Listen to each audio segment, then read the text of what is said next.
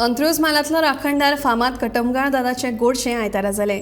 श्रावणांतल्या दर आयताराक गोडशें जाता। हो गोडशाचो प्रसाद घेवपाक आनी कटमगाळ दादाचें दर्शन घेवपाक गोंय आनी गोंया भायले भावीक दर आयताराक गर्दी करतात। पळोवया कटमगाळ दादाचें गोडशें।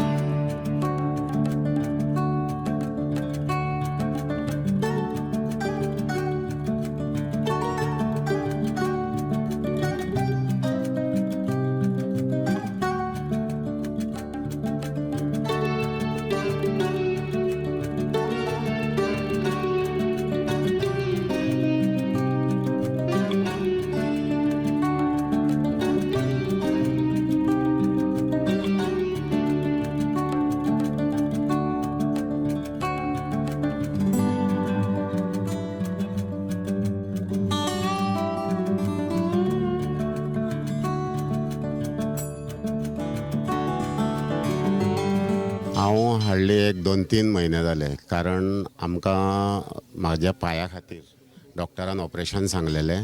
म्हणून अचानक हांव दुसरे दिसा वचपाक इतक्यान कोणे तरी सांगलें आमकां हांगा कटमगाराक वचोन मागीर वचा। आनी जेन्ना हांव हांगा येवन गाराणे बिराणे घातले तेन्ना हांव मागीर दुसऱ्या डॉक्टराक मेळ्ळो। त्या डॉक्टरान म्हाजें विदावट ऑपरेशन म्हाजो पांयो सारको केलो।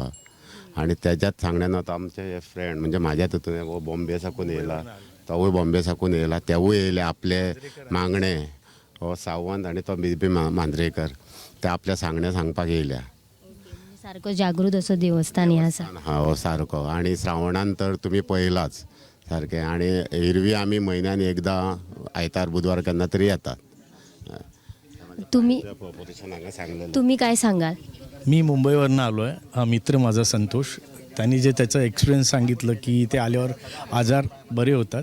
तर माझा आणि माझ्या मुलीचा प्रॉब्लेम आहे, मला डायबिटीस आहे, माझे पाय वगैरे सुजतात।